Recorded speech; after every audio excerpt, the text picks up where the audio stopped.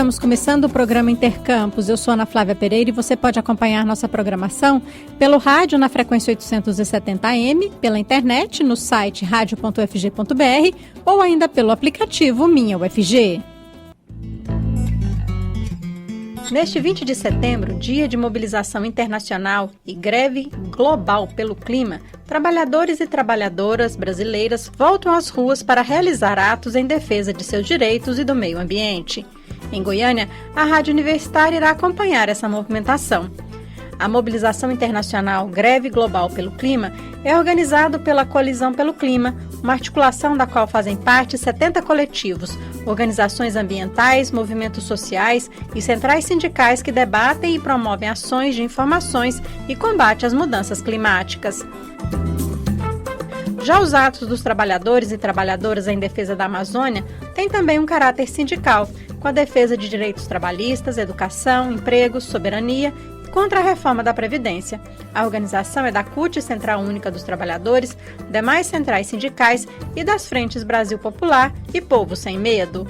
Os servidores técnico-administrativos em educação das instituições federais de ensino superior, em sua entidade sindical nacional, a FASUBRA, decidiram participar das movimentações deste 20 de setembro, com a realização de uma paralisação nacional de 24 horas.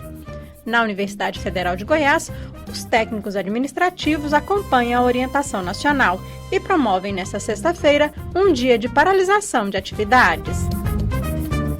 Segundo pauta decidida pela FASUBRA, a categoria de técnicos administrativos em educação das IFES luta, entre outras pautas, pela derrubada do projeto Futurice, contra os cortes de recursos para as instituições federais de ensino superior, para o desenvolvimento de pesquisas e para o Fundo da Educação Básica. E ainda contra os ataques do governo Bolsonaro aos direitos dos servidores públicos, contra a reforma administrativa anunciada pelo governo e contra a reforma da Previdência. Os técnicos das IFES são contra também a intervenção do governo federal na escolha dos dirigentes das instituições federais de ensino. A orientação da Entidade Nacional dos Técnicos Administrativos das IFES é pela participação efetiva da categoria nos atos desta sexta-feira, 20 de setembro, na Greve Mundial do Meio Ambiente e também participação na Greve Nacional do Setor Educação nos dias 2 e 3 de outubro. Além disso, a categoria é convocada a participar no dia 25 de setembro de ato em defesa da ciência e tecnologia pública, convocado pela SBPC, a Sociedade Brasileira para o Progresso da Ciência, evento esse que acontecerá em Brasília. E os técnicos administrativos das IFES já aprovaram a orientação para a construção de uma greve da categoria por tempo indeterminado. No Intercampus de hoje, vamos falar sobre meio ambiente e Amazônia e também sobre os rumos da educação brasileira, em especial na Universidade Federal de Goiás.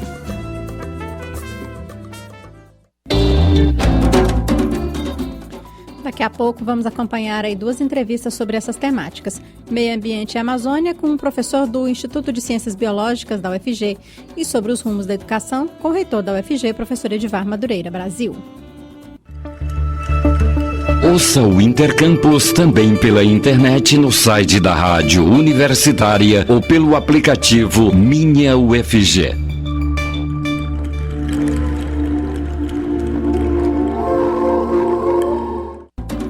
E olha só, estão terminando no próximo domingo, dia 22 de setembro, as inscrições à primeira edição do projeto Politizar Goiânia.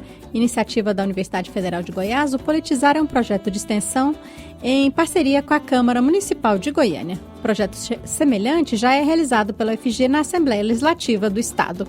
Para nos contar mais sobre o Politizar Goiânia, a gente convidou a professora Laís Tomás, da Faculdade de Ciências Sociais da UFG. Olá, professora Laís, obrigada por aceitar nosso convite mais uma vez. Olá, eu que agradeço todo o apoio da Rádio Universitária em divulgar o nosso projeto. Então, professora, na Assembleia Legislativa, né, o Politizar já está em sua 4ª edição. Na Câmara Municipal, o projeto vai começar agora, né? Por que vocês estão fazendo um Politizar também na Câmara e o projeto vai ser diferente?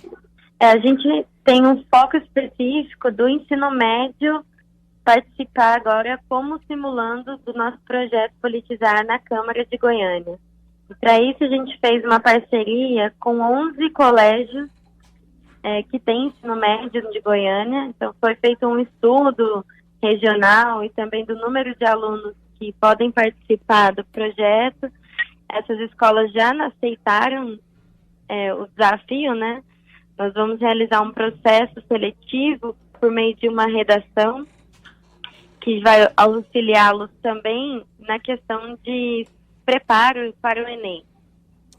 Então, o tema dessa redação vai ser sobre a política de Goiânia, e no momento que eles fizerem a redação, a gente vai selecionar os 35 melhores para participarem do nosso treinamento e da nossa simulação dentro da Câmara Municipal de Goiânia. Professor, o Politizar na Assembleia é para alunos da UFG. E esse da Câmara vai ser para alunos do ensino médio, é isso a diferença? Enquanto um trabalho de extensão, no da Câmara, a gente também aceita outros alunos de outras universidades. Basicamente, eles só têm que ter ensino médio completo. Então, mesmo quem não esteja cursando uma universidade, pode ser um candidato ao nosso projeto da Alego. Agora, a nossa nova proposta é atingir o público de ensino médio. E mesmo quem já fez o projeto Politizar e foi simulando o nosso projeto, eles podem atuar agora no projeto da Câmara como nossos monitores voluntários, que vão dar assessoria para esses politizandos do ensino médio.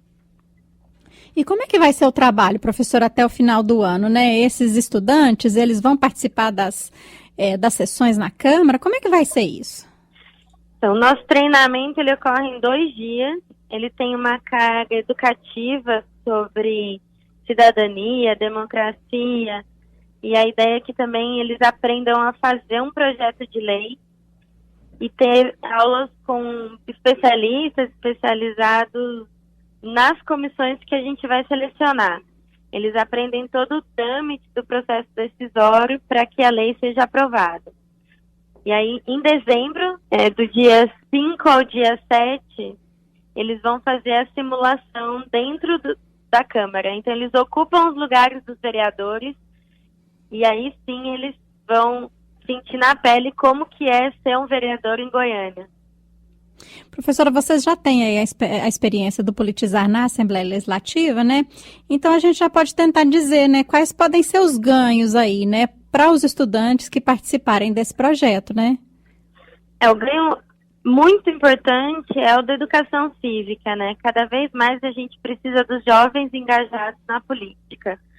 Em segundo lugar, é um papel da universidade transbordar os ensinamentos sobre ciência política, direito e outras práticas que a gente realiza dentro da universidade para a comunidade de Goiânia. Então, já é um ganho da gente passar esse conhecimento adiante.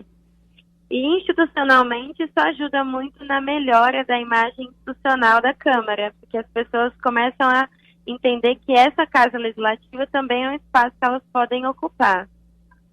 Elas têm direito a ser ouvidas ali, que as melhores ideias podem, sim, tornar-se projetos de lei que venham impactar toda a sociedade.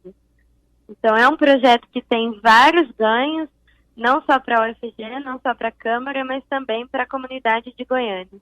Professora, você disse aí que as escolas que vão poder, os alunos, né, vão poder participar, elas já foram escolhidas, né? São 11 escolas em Goiânia, né?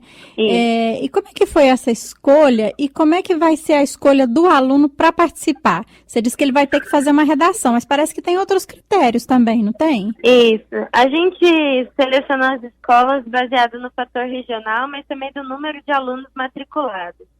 Mas a gente quis que tivesse representantes de escolas privadas, estaduais, federais e militares também, para a gente ter uma grande representatividade. Todas as escolas selecionadas já foram comunicadas e estão também presentes nas nossas redes sociais já. Convido a todos a entrar no @politizar_gym, e daí todo mundo pode ter acesso a essas informações. Aí, a partir de hoje, a gente já está divulgando o edital para essas escolas com os requisitos mesmo da seleção. O principal processo vai ser via redações, mas os alunos também têm que ter uma grande frequência e desempenho bom escolar na hora de fazer o desempate para ver quais desses alunos podem ser aptos a participar do treinamento e da simulação.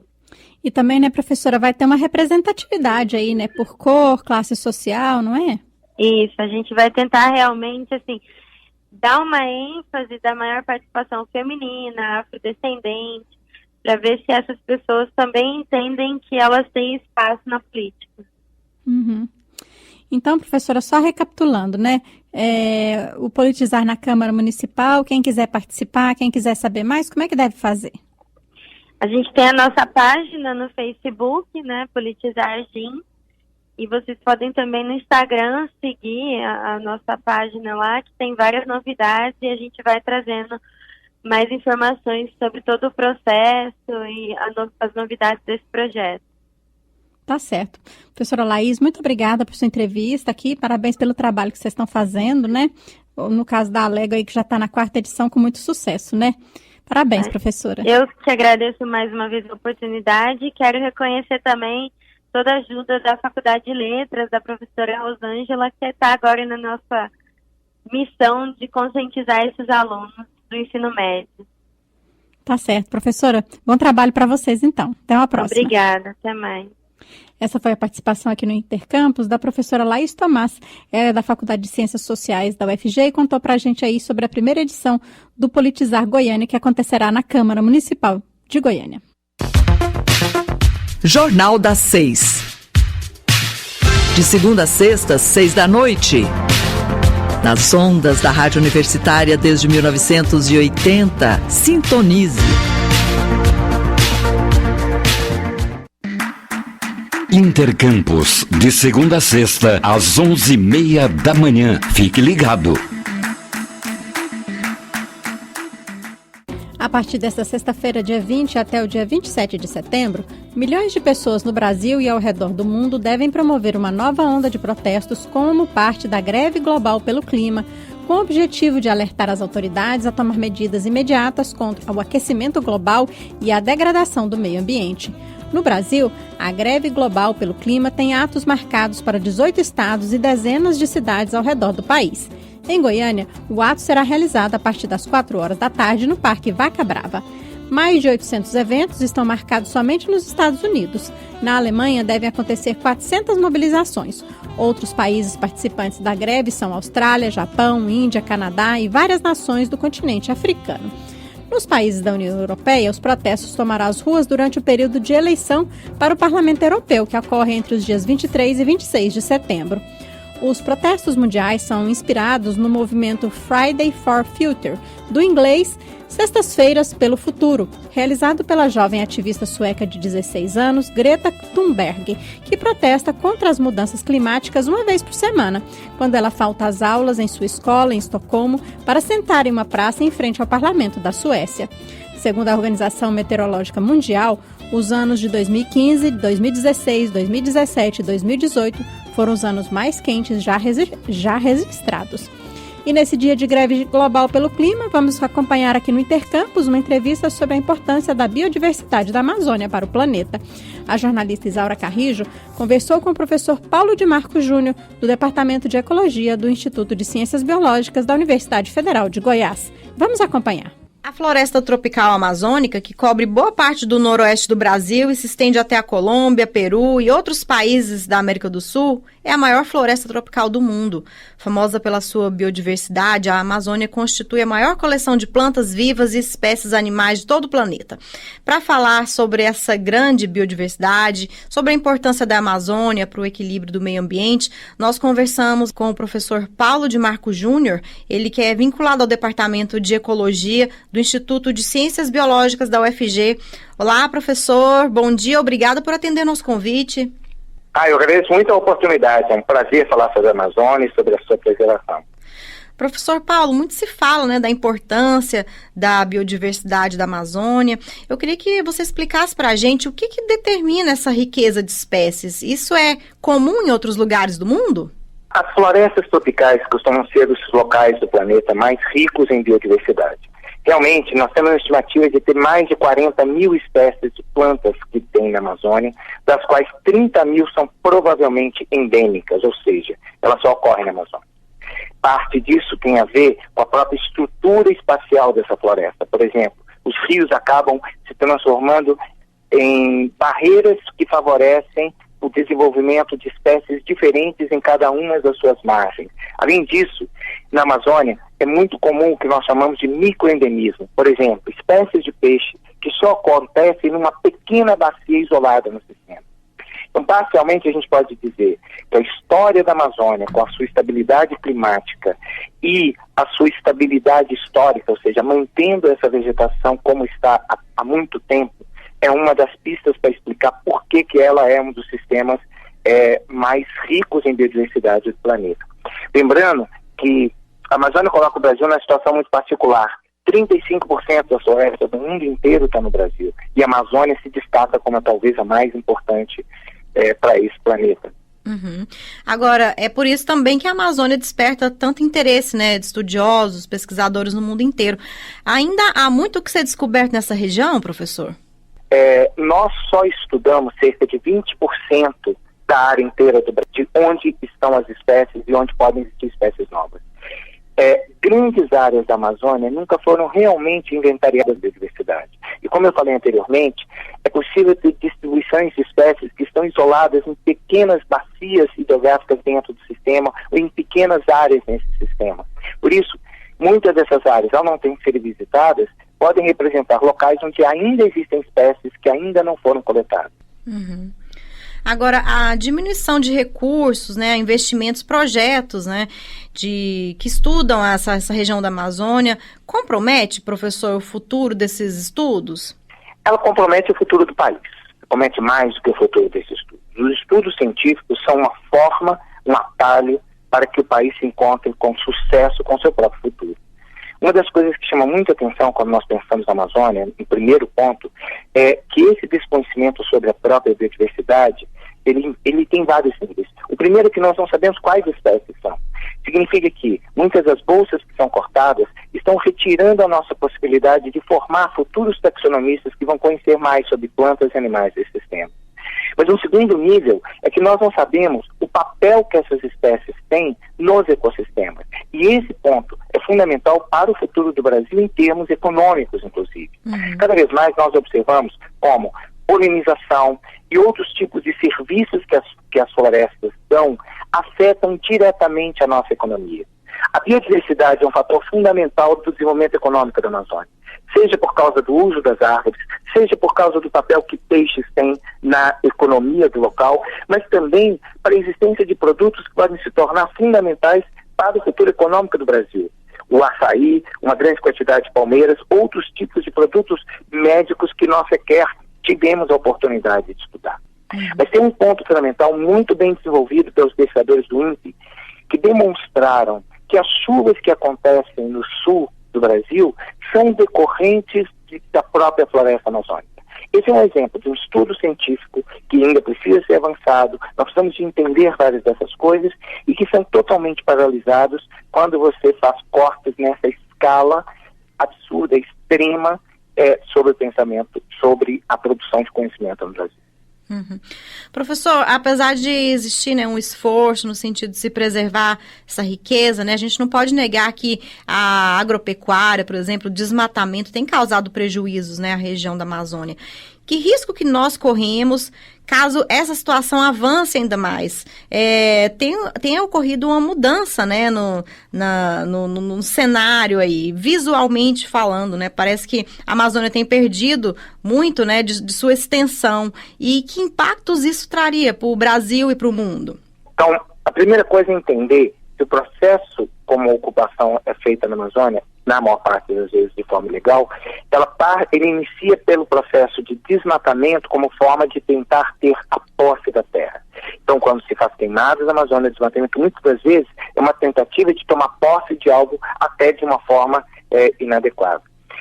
Os próximos passos são o avanço do gado, mas aí vem um primeiro ponto importante sobre como é que esse sistema todo funciona.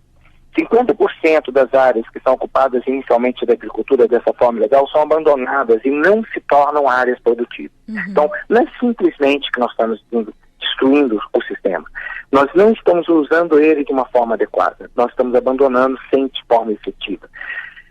perder a Amazônia afeta o clima em escala mundial, mas afeta o clima em escala local, que afeta a nossa economia. Sim. Isso é tão interessante que, se você for observar, muitos dos grupos que tentam avançar de forma mais produtiva no agronegócio hoje, já entende que para vender produtos de qualidade no exterior, é preciso fazer isso de uma forma sustentável, com técnicas que permitem o uso do sistema de forma efetiva, sem destruição. Isso significa também um componente de pesquisa científica, porque é preciso desenvolver as estratégias, as formas, e isso também é desenvolvimento científico. E é fundamental que se entenda que não se pode buscar um grande ganho econômico imediato, porque ele levaria a uma perda absurda. É possível fazer isso de uma forma mais efetiva hoje. Bom, para finalizar, né, como é que o senhor avalia o futuro da Amazônia? Te parece otimista, professor? Talvez não muitos anos atrás, nós estávamos no momento em que o mundo inteiro olhava para nós como um líder de como fazer bem estratégias para conservação, mesmo que nós tivéssemos algumas limitações. Hoje nós estamos numa situação em que o mundo inteiro olha para nós como um vilão da conservação, porque as ações recentes têm sido as piores possíveis, como desautorizar a fiscalização, reduzir recursos que podem aumentar a preservação desse sistema. Mas a gente também observa uma série de iniciativas positivas. Por exemplo, muitos elementos do agronegócio levantam as suas vozes para defender a Amazônia, por entender que a manutenção desse sistema é importante para, inclusive, a produção econômica. Quando a gente observa algumas vezes, imagina as pessoas dizendo sobre nós precisamos ocupar a Amazônia para ter vantagens econômicas, é uma observação muito superficial, muito ingênua, quando quem entende mais da Amazônia sabe que nós podemos produzir, mas nós temos que saber fazer isso, e nós temos que estudar mais e desenvolver mais. O que nós precisamos como sociedade é tentar incentivar essas coisas que são positivas, para que nós tenhamos um futuro para a Amazônia e um futuro economicamente viável para o Brasil. O que é preciso entender apenas, isso é uma questão longa, porque é uma questão cultural, é uma questão educativa, é que a sociedade brasileira tem que entender que o valor da Amazônia não é convertido em dólares em um curto espaço de tempo. É algo que representa uma sustentabilidade econômica a longos espaços de tempo. Tá certo, nós conversamos com o professor Paulo de Marco Júnior, vinculado ao Departamento de Ecologia do Instituto de Ciências Biológicas da UFG, falou um pouco aí sobre a importância, né, da biodiversidade, da Amazônia para o equilíbrio, né, do meio ambiente para a nossa sobrevivência. Professor, obrigada pela sua participação aqui na Rádio Universitária da UFG e até uma próxima. Eu agradeço muito a oportunidade, estaremos sempre à disposição. Um abraço. Estamos apresentando Intercampus. A defesa da educação pública brasileira, sobretudo das instituições federais de ensino superior, vem ganhando cada vez mais adesões. Essa semana foi a vez da Câmara de Vereadores de Goiânia se mobilizar pela Universidade Federal de Goiás. E nesta sexta-feira, os servidores técnicos administrativos em educação das instituições federais de ensino promovem paralisação de 24 horas em defesa da educação e pela garantia de seus direitos. Na próxima segunda-feira, 23 de setembro, a UFG realiza uma assembleia universitária para discutir a situação orçamentária da instituição e o projeto Futurice. Para conversar com a gente sobre a educação brasileira e sobre a UFG, convidamos o reitor da UFG, professor Edivar Madureira Brasil. Olá, professor Edivar, bem-vindo ao Intercampus mais uma vez. Olá, Ana Flávia, olá aos ouvintes do programa Intercampus, da nossa rádio universitária. Uma satisfação estar aqui mais uma vez. Então, professor, como eu disse na introdução aqui da nossa conversa, né, muitos setores da sociedade, da comunidade acadêmica se mobilizam aí em favor da UFG. Esse é o caminho, né, professor, para a gente garantir que a UFG continue funcionando, né? Sem dúvida nenhuma.